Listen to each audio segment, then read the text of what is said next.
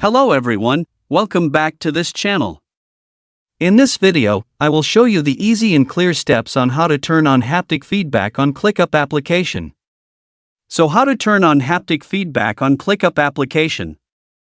Make sure you keep watching this video until the end. Let's get started right away. Firstly, open the ClickUp app on your Android device.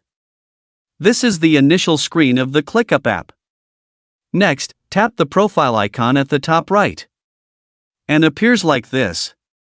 Tap Menu Settings. And tap Haptic Feedback. So that's it, tutorial how to turn on haptic feedback on ClickUp application. Thank you for watching. I hope this video was helpful. See you in the next video.